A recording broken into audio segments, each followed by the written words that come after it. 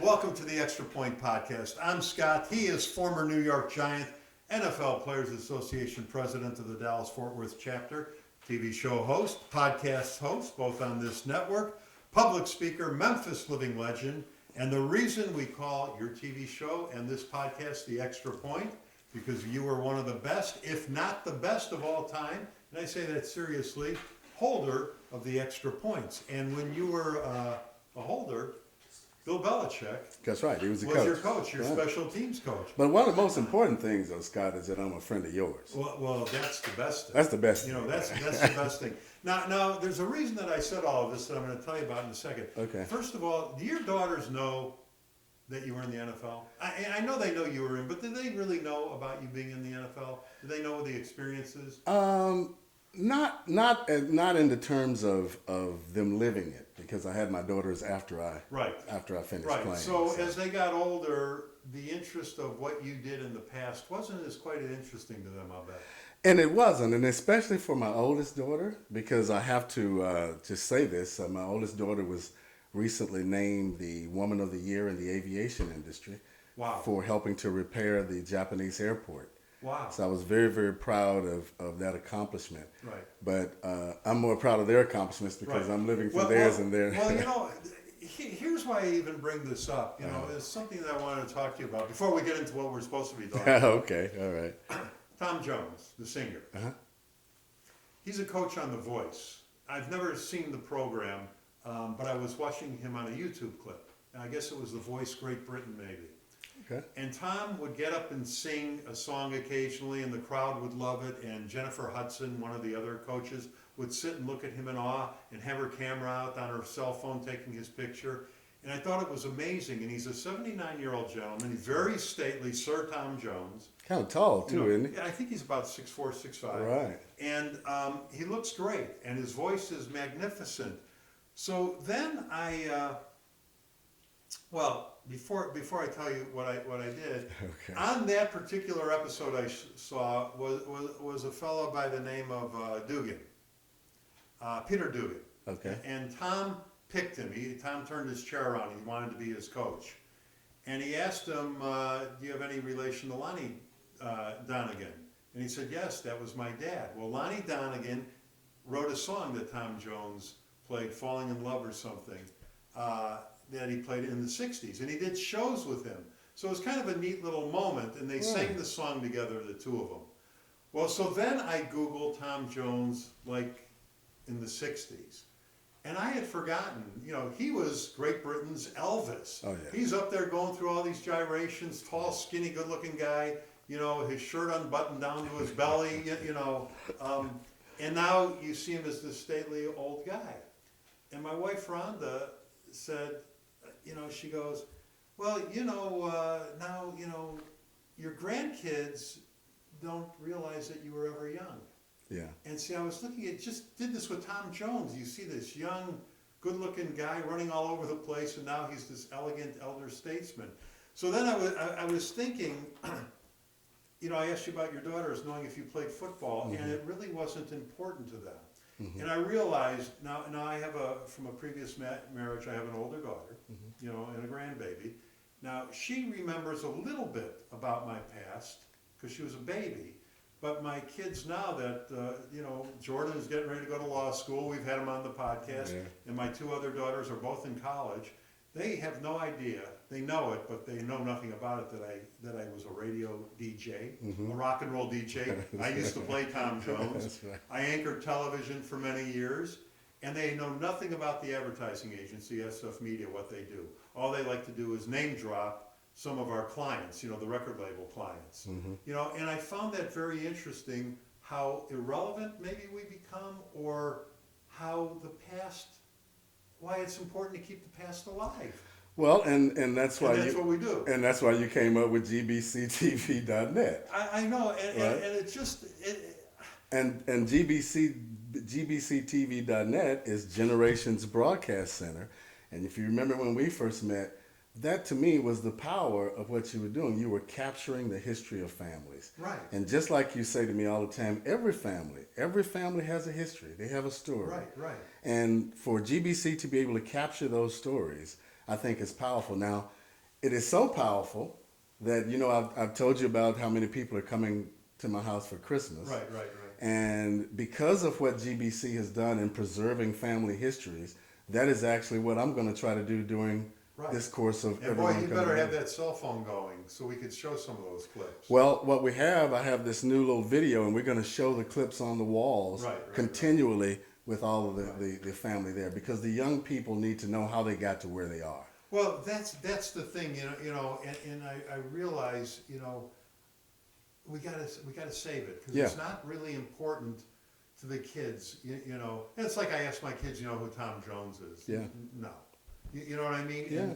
And stuff that was important for every generation really gets smaller and smaller. I'll tell you another footnote to this. November 22nd, 1963. You're writing it down. Right. I love how you write everything down all the time. Someday I gotta just pick up and show everybody your book of notes. Right. Kennedy was shot. Okay. That was when JFK was shot and killed. Okay. Assassinated here in Dallas. 56 years ago. I remember when every year that anniversary was a big deal on the news. This year I saw it was a footnote. And in closing tonight, it was 56 years ago today that President, JFK was assassinated in Dallas. Good night, everybody. Yeah. It became a footnote. So then I think of 9/11, how important and relevant that is to all of us today. How will that be treated in 2051? 50 years, from now. Is that going to become a footnote too? And, what do we know April 15th for? It's our taxes, right? Right. April 15th.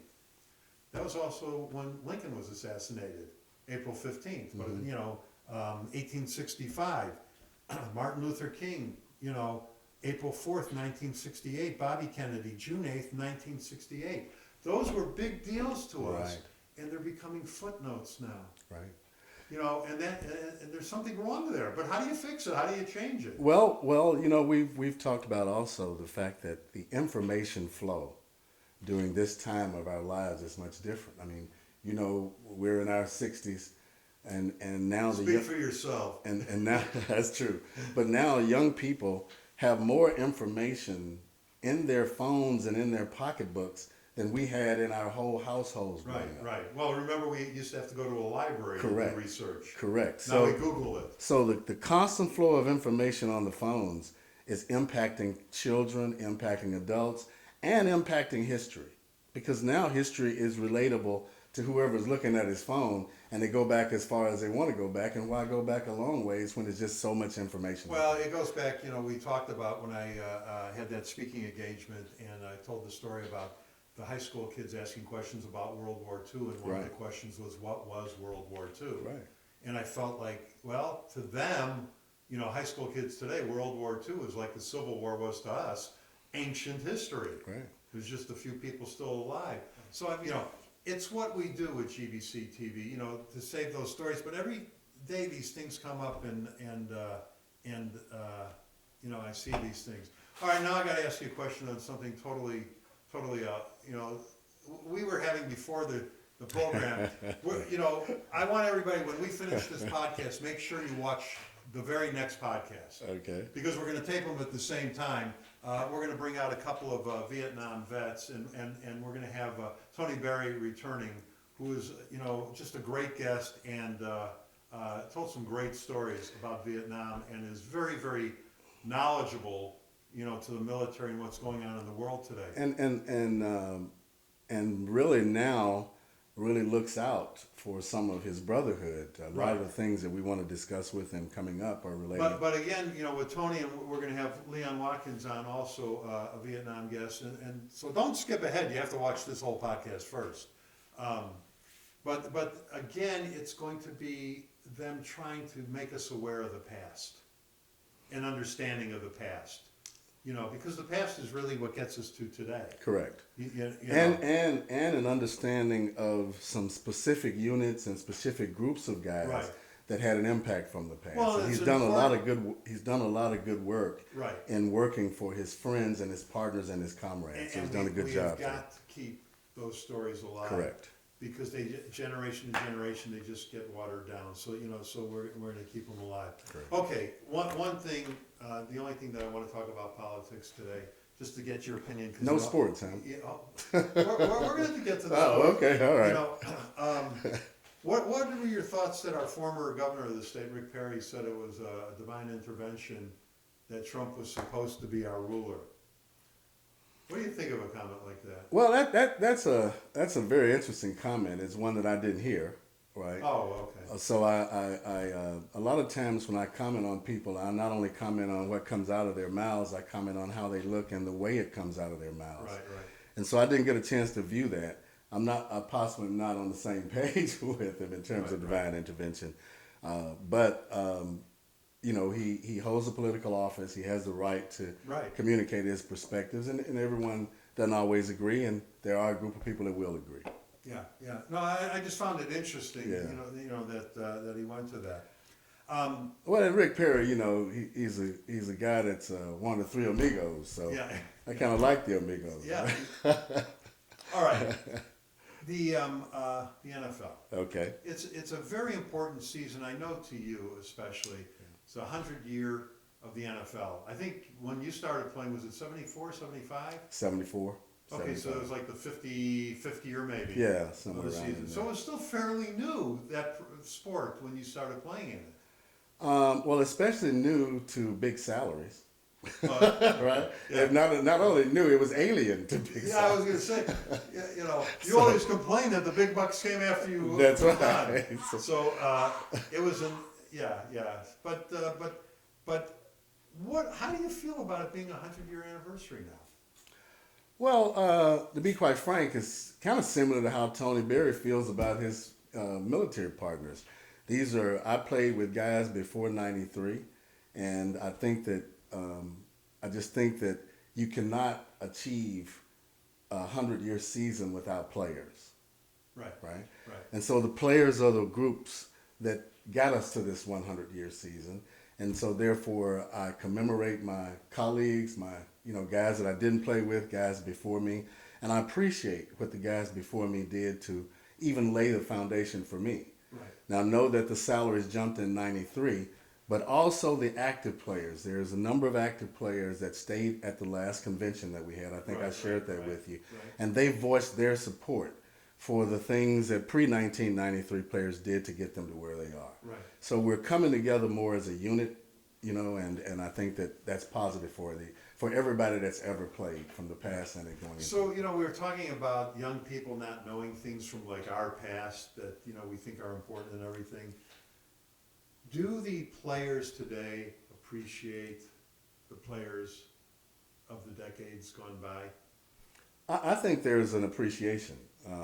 There's groundwork done to lay the foundation for them to be where they are. So even with the change in salaries at '93, there had to be a platform for that to happen. Right. And so I think that I believe that now there's more of a unification between former and active players than possibly ever before in my era. Well, that's a lot of you. I see you always trying to show the positive and bring people together. At your meetings especially. Yeah. Too. I'm just wondering though. At your meetings, have you seen a change with some of the younger guys to the older guys? Do they show a little bit of appreciation, like locally here? Without a doubt, you hit the nail on the head. We've actually even talked about guys that have called me in an attempt to, from a suicide perspective. Right. Most of them are younger guys. So there is in our chapter especially, we see a different need from the younger players because they're, we say in a capitalistic country, it's about capital. Right. So their needs are different than the needs of the 15 guys I have down in Granbury that the minimum age is 70. Right. And so guys that played in my era and that are older, their interest is more their family. What can I get help with education for my children or my grandchildren? Right. How can I help from a health standpoint? And primarily that's the main thing from a health standpoint. What can I do to stop my sleep apnea, to stop me from snoring, on and on and on. Right. So we obviously see a difference in the younger players, but in our chapter, because we've started with unity. Right. We're seeing a more of a cooperation between the older and the younger. You know, and I saw something online the other day that they're starting to make some advancements with CTE. Yeah, they are. They are from things, machinery that can detect it early, Right, right. to different types of companies that are popping up with brain armor and brain medication and brain support. Right. I'm actually taking a product in the mornings now to supposedly accent your nerve system and get you going. So Right. there's a lot of non-surgical things that's going on to trying to help not only ex-professional athletes but military veterans as well. Yeah, yeah. All right, we got the football season is starting to wind down. Yeah, it is. And now the fighting for the playoff spots are there. What do you think of this kid Lamar Jackson? Did he not take over, from everybody? He became the NFL this year. The kid in Kansas City, we don't hear about it anymore. That's true. That's true. Patrick Mahomes. Yeah. He was going to rewrite everything. And now Lamar Jackson is the it guy. Only time you see Patrick is if he's doing a commercial for Nebraska First Mark, right? So, but I made some notes because Lamar has so many things going on. You made some notes? Yeah. But 2,000 yards passing, over 1,000 yards rushing already. No interceptions in 150 attempts. There was another one I wanted to highlight, but this guy, and then being in the backfield, I think Mark Ingram also had a Heisman, didn't he? Yes. So you got two Heisman Trophy winners in the backfield. You have a quarterback. Usually defensive players, we actually are playing 10 guys. When you play against Lamar Jackson, you're playing 11 guys. Yeah. He can be a runner, a thrower, a player. He can do whatever he wants to. Yeah. And so now defenses are having to create one spy. Right. He's as versatile as Michael Vick was. Right. So now you got to take one guy out of the defense and just have him sit there and watch Lamar. But my question about the spies, what could if Lamar is in the open field, that spy is not going to mean that much. So what does the spy actually do? Well, the spy is someone that gives you an extra tackler on someone that's very difficult to tackle. Okay. He is so elusive. He is so having such an impact on the game that he can Plant the guy just for him. That's right. So somebody else is going to be open. Well, now that's the key. What I'm watching them do now with Lamar, because he's so versatile, they're replacing a middle linebacker with a strong safety type athlete. Okay. Then that strong safety type athlete has a particular defense. So I'm watching them, the 49ers, I think it was, right? Yeah. Mm-hmm. I'm watching them defensive players turning their back to one side of the field because the defensive strategy is set up to force him to run that side if he gets out of the pocket. Right. But it also, from a defense perspective, it gives any crossing pattern. We talked about these days people don't cross the middle anymore like they used to, because in the old days I could kill you when you come across the middle. I could hook you and do whatever. But now that spy is actually turning his back, something you never see in a defensive play, to one side of the field, because he now becomes the crossing pattern guy for anybody that's coming across the field. Right. And so it's a very unique, I think, way of handling Lamar Jackson, and it hadn't worked yet. Yeah. So biggest disappointment this season, who do you think? Which team? Oh, biggest disappointment. I live in Dallas. And so, I'm partly a Cowboy fan. So I think the Cowboys, honestly, from the beginning of the year, I felt that the Cowboys had a lot of great talent. It surprised me when they lost to the Jets. They're not at the bottom of the food chain because they're in the softest division in the league, the NFC East. Right. I think that they were one of the teams that, to me, that could have done a little better so far. I hope they do better going forward. But the loss to the Jets made every team come in here. You already have a degree of hope coming in with the Cowboys. Right. That's the number one brand in the world you're playing. Right. So everybody gets up when they're going to play the Cowboys. But to get up because they lost to the Jets too, that gives you a feeling that I can beat them. Well, so I think the Cowboys are going to win the division probably. without Because a I doubt. think the biggest disappointment's been Philadelphia. You know, their expectations were high, and they're doing below the Cowboys right now. Right. But those two, whoever wins that division, one of those teams, will be in the playoffs. The other team will not be. They won't make the And they'll be playoffs. the representative of the worst division in the league. But you could get hot at the right time, Uh-huh. and on any given Sunday, you could win some games, and all of a sudden you find yourself with a 9-7 record, a la the New York Giants, Uh-huh. and win a Super Bowl against a team that was undefeated. You know, when the Giants did that. I- Were they 9-7 the year they beat New England that first Yeah, time? they were. Yeah, yeah. And I agree. The only thing is, if you're a team that lives in a hot place and you go play a team in a cold place, you Right. better really get hot. Right. Right, just like the Cowboys Well, just did up. The Cowboys' problem this year is that any good team they played this year beat them. That's right. That's I guess they're all good, but the better teams beat the Cowboys. So that's the thing they got going down. Now I laugh because my Bears are a big disappointment this year. But you beat the Giants, and I knew you were going to talk about that today. No. But they didn't beat them impressive enough because the Giants are not a good team this year. That's true. That's You true. know. That's true. But the Bears are 5-6. The Cowboys are 6-5. Now we're taping this the day before Thanksgiving. right. See, everybody is off today except us. That's a good point. But So you have everybody working today. actually, Zeke's the only one working today. Okay. Everybody else is off. All right. But if on Thanksgiving Day, if the Cowboys should lose and the Bears win, they'll both be 6-6. Right. And the Cowboys still will have a chance to go to the Super Bowl. Right. And the Bears are having a terrible season with Nagy and Trubisky and the whole gang. Speaks to the division. You know, The Cowboys would not be where they are if they were not in the weakest division in the right? league. But they still have that chance, and then all think the playoffs could cure a lot of ills. Well, yeah, I totally agree with you. They still have an opportunity. Injuries, you always have to calculate injuries into the NFL, and a lot of times, if you have key players injured in the middle of the season, you're exactly right. They can get back to playing at a time when it's important to win going into the later time. All right, give me your Super Bowl predictions now. I know we talked about this early in the year, but let's talk about it now because mine have greatly changed. Well, mine has the Ravens possibly going unless there's an injury. I really believe that they might knock the Patriots out. I'm on the bandwagon with you. I don't see anybody. I mean, Lamar Jackson. Nobody expected this out of him. No, they didn't.